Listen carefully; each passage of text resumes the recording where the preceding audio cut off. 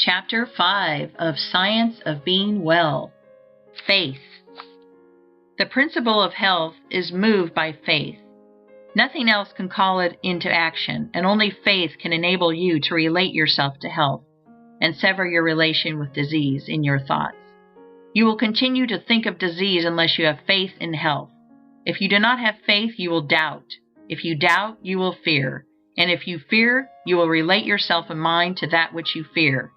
If you fear disease, you will think of yourself in connection with disease, and that will produce within yourself the form and motions of disease. Just as original substance creates from itself the forms of its thoughts, so your mind-body, which is original substance, takes the form and motion of whatever you think about. If you fear disease, dread disease, have doubts about your safety from disease, or if you even contemplate disease, you will connect yourself with it and create its forms and motions within you. Let me enlarge somewhat upon this point. The potency or creative power of a thought is given to it by the faith that is in it. Thoughts which contain no faith create no forms. The formless substance, which knows all truth, and therefore thinks only truth, has perfect faith in every thought, because it thinks only truth, and so all its thoughts create. But if you will imagine a thought in formless substance in which there was no faith, you will see that such a thought could not cause the substance to move or take form. Keep in mind the fact that only those thoughts which are conceived in faith have creative energy. Only those thoughts which have faith with them are able to change function or to quicken the principle of health into activity. If you do not have faith in health, you will certainly have faith in disease. If you do not have faith in health, it will do you no good to think about health, for your thoughts will have no potency and will cause no change for the better in your conditions. If you do not have faith in health, I repeat, you will have faith in disease. And if, under such conditions, you think about health for 10 hours a day and think about disease for only a few minutes, the disease thought will control your condition because it will have the potency of faith, while the health thought will not.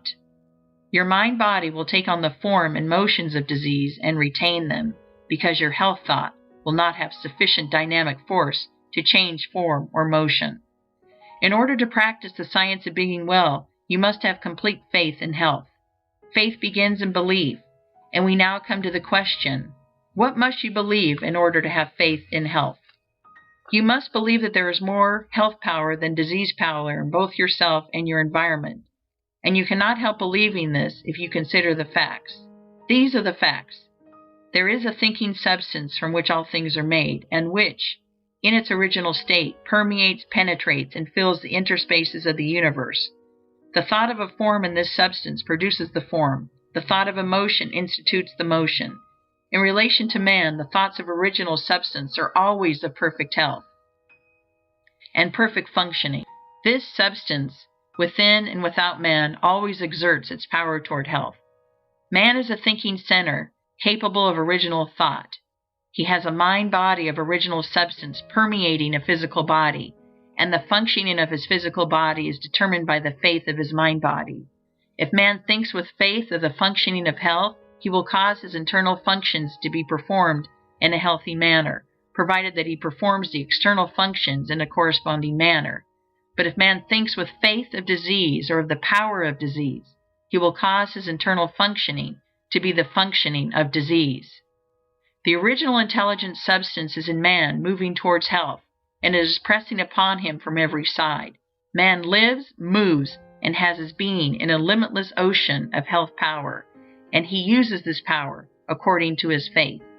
If he appropriates it and applies it to himself, it is all his, and if he unifies himself with it by unquestioning faith, he cannot fail to attain health, for the power of this substance is all the power there is. A belief in the above statements is a foundation for faith in health. If you believe them, you believe that health, the natural state of man, and that man lives in the midst of universal health, that all the power of nature makes for health, and that health is possible to all and can surely be attained by all. You will believe that the power of health in the universe is 10,000 times greater than that of disease. In fact, that disease has no power whatever, being only the result of perverted thought and faith. And if you believe that health is possible to you and that it may surely be attained by you, and that you know exactly what to do in order to attain it, you will have faith in health. You will have this faith and knowledge if you read this book through with care and determine to believe in and practice its teachings. It is not merely the possession of faith, but the personal application of faith which works healing. You must claim health in the beginning and form a conception of health, and as far as may be of yourself as a perfectly healthy person, and then by faith you must claim that you are realizing this conception. Do not assert with faith that you are going to get well. Assert with faith that you are well. Having faith in health and applying it to yourself means having faith that you are healthy, and the first step in this is to claim that it is the truth. Mentally take the attitude of being well. Do not say anything or do anything which contradicts this attitude. Never speak a word or assume a physical attitude which does not harmonize with this claim. I am perfectly well. When you walk, go with a brisk step and with your chest thrown out and your head held up. Watch that at all times your physical actions and attitudes are those of a healthy person.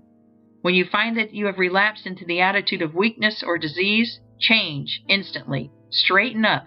Think of health and power. Refuse to consider yourself as others than a perfectly healthy person. One greatest aid, perhaps the greatest aid, in applying your faith you will find in the exercise of gratitude. Whenever you think of yourself or of your advancing condition, give thanks to the great intelligent substance for the perfect health you are enjoying. Remember that, as Swedenborg taught, there is a continual inflow of life from the Supreme, which is received by all created things according to their forms, and by man according to his faith.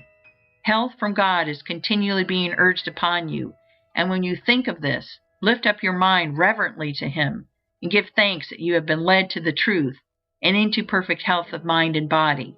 Be all the time in a grateful frame of mind, and let gratitude be evident in your speech. Gratitude will help you to own and control your own field of thought. Whenever the thought of disease is presented to you, instantly claim health and thank God for the perfect health you have.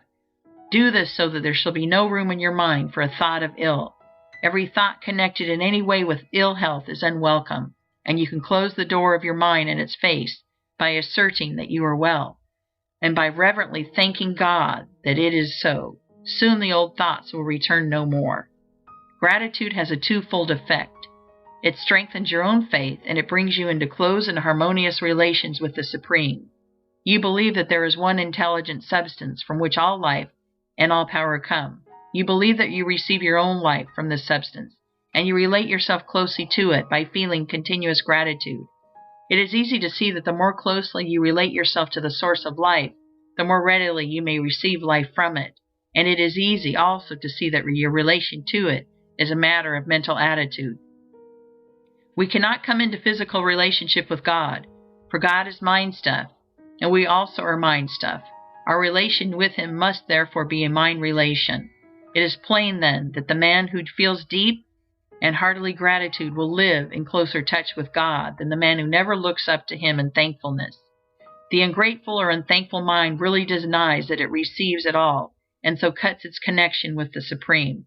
The grateful mind is always looking toward the Supreme, and is always open to receive from it, and it will receive continually. The principle of health in man receives its vital power from the principle of life in the universe, and man relates himself to the principle of life by faith in health, and by gratitude for the health he receives. Man may cultivate both faith and gratitude by the proper use of his will. End of Chapter 5.